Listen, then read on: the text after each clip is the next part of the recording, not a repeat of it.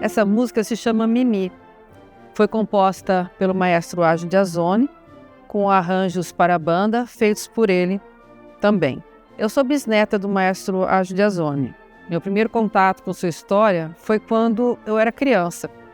Encontrei algumas baquetas num armário lá de casa e, na verdade, descobri que uma delas era a batuta do maestro.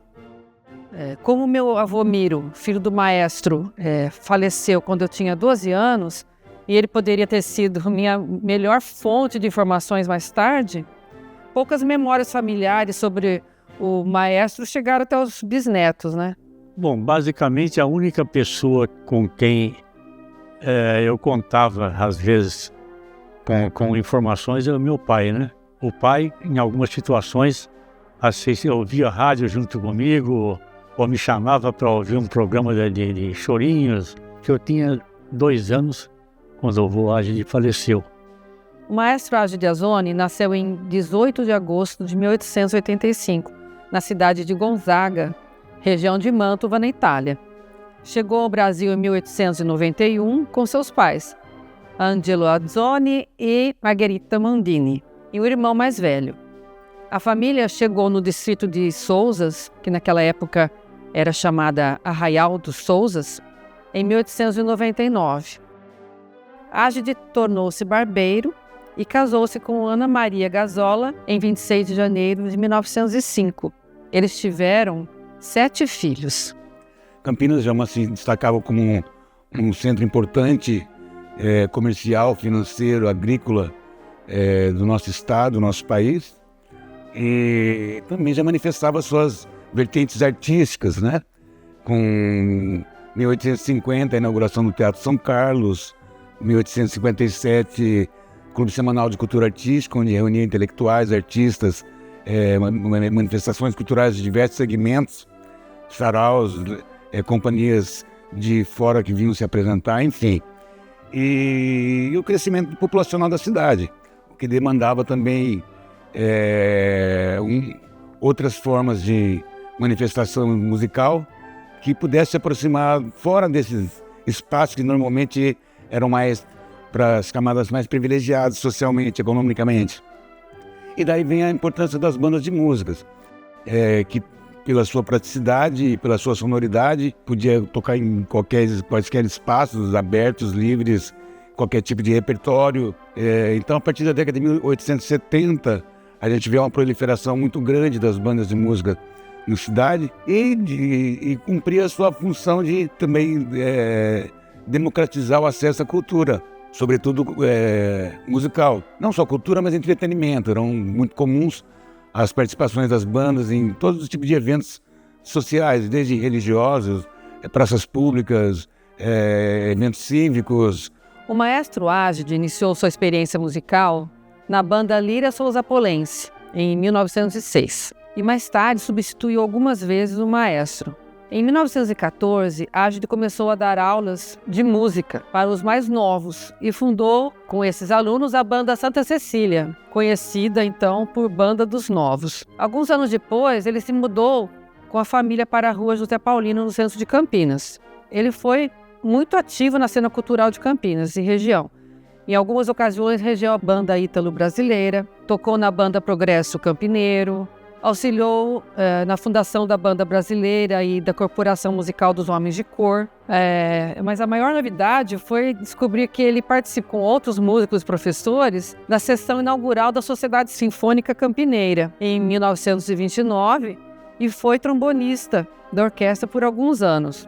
Já nas primeiras décadas dos anos 1900, primeiros anos da primeira década, a gente tem registros de pesquisa de 3 exatamente bandas formadas na cidade com menção a Carlos Gomes, Banda Carlos Gomes.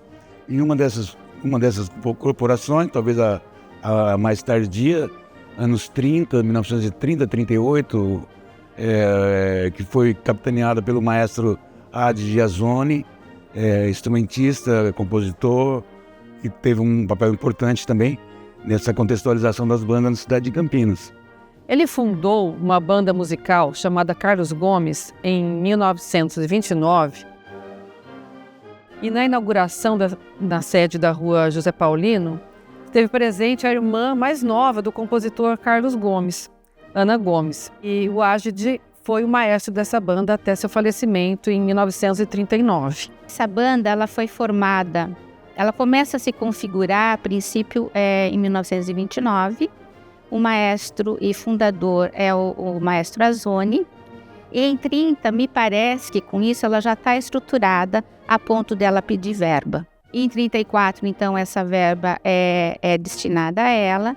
E ela passa a fazer, então, concertos regulares na praça, na Vila Industrial, dividindo os concertos quinzenais entre a banda brasileira e eles. No centenário de Carlos Gomes, em 1936, o poder público ele vai contratar 5 bandas que estavam atuando na época para participar de vários eventos. Então você tem a banda Ítalo Brasileira, a Banda Brasileira, a Progresso de Campinas, a banda do 8º Batalhão e a Carlos Gomes. Para mim isso significa que ele já estava solidificado no meio musical, reconhecido, a ponto de participar de todos os eventos do centenário. Ele se apresentou com a banda Santa Cecília e com outros grupos, outras formações.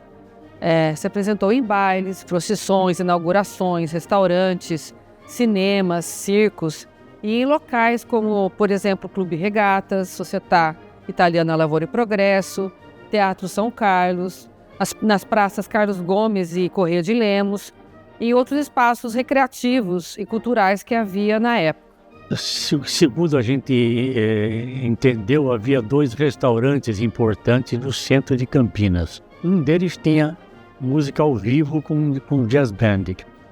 E o outro também resolveu criar música ao vivo. E o pessoal do jazz band primeiro, acabou auxiliando o Romiro com a bateria, o vô Ágide com o instrumento, mais 3, 4 músicos. Tínhamos algumas fotos do maestro, da banda Santa Cecília, do jazz band, de familiares e amigos da época em que viviam em Sousas. Mas não tínhamos nenhuma partitura com suas composições. E, segundo sabíamos, ele compôs músicas, inclusive para suas filhas. Então, encontramos na sede da Corporação Musical dos Homens de Cor grande parte do acervo da extinta banda Santa Cecília, fundada por ele e regida mais tarde por Evaristo Franceschini, que foi seu aluno. Encontramos também algumas partituras na sede da banda Carlos Gomes, antiga Ítalo Brasileira. Recentemente também fomos presenteados com mais partituras encontradas no acervo da banda Lira de Serra Negra, inclusive músicas com o nome de 2 das filhas do maestro Ágide Azzoni.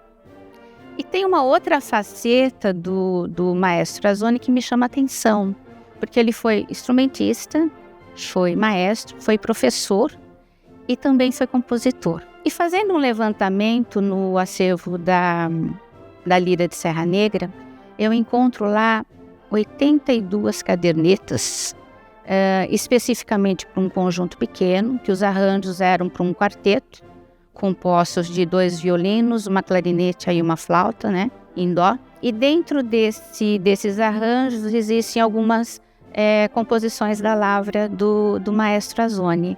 Bom, então, as peças que a gente conseguiu do maestro Azzoni, elas são muito características da época, começo do século XX, desde a característica técnica, os variados ritmos que eram utilizados na formação de banda sinfônica na época. Na verdade, não é nem banda sinfônica, seria mais banda de música mesmo, que é uma formação menor. E, curiosamente, o que eu pude perceber em relação a todo o material é que ele não usa flauta. Eu acho que a maior curiosidade que eu achei na pesquisa, na análise, foi que ele não usa flauta. E por que ele não usa? Porque para agregar músicos, em sua maioria, ou músicos amadores, ou músicos até crianças, adolescentes que estão começando no instrumento, ensinar todos de uma mesma maneira, numa mesma tonalidade, ficaria muito mais fácil. Isso foi uma prática que foi adotada em todo o século XX, em todas as regiões do Brasil, principalmente, quando se formava uma banda, seja uma banda de escola, seja uma fanfarra, seja uma banda de uma prefeitura. Então, agora tínhamos as partituras, mas não conhecíamos as músicas. Foi aí que convidamos o regente Fernando Hell e a Banda Sinfônica da Unicamp para explorar as músicas, conhecê-las, né? E gravar algumas para esse vídeo. Mas o que mais me encantou no material dele é a variedade de gêneros também, né? Ele não era aquele compositor que só escrevia marchas para desfiles cívicos, né? Muitas das marchas dele têm nomes de Nossa Senhora ou de santos, porque provavelmente ele escrevia para um certo tipo de comemoração, né? Um dia de uma santa, um dia de uma Nossa Senhora, de um santo. E então ele fazia essas marchas por quê? Porque as marchas eram comumente tocadas nas procissões, né? A banda ia acompanhando a procissão. Mas além disso, os bailados também, polcas, machiches, valsas, tangos, que também eram usadas em outras ocasiões, né? Ocasiões de festas, de festejos nos coretos da cidade. Então é um material muito rico quando a gente fala de gênero, quando a gente fala de ritmos diferentes. E o que me faz pensar também, que me parece interessante nisso tudo, é o trânsito das partituras. Então eu tenho obras de um compositor que atuou em Campinas, num acervo em Serra Negra. A impressão que a qualidade da música dele era tanto que se valeu a ponto de se registrar e de continuar sendo executada. Para homenageá-lo, uma lei da Câmara Municipal de Campinas deu o nome de Maestro Ágio de Azzoni a uma rua no bairro Chácara da Barra, em 1957, quase 20 anos depois de sua morte.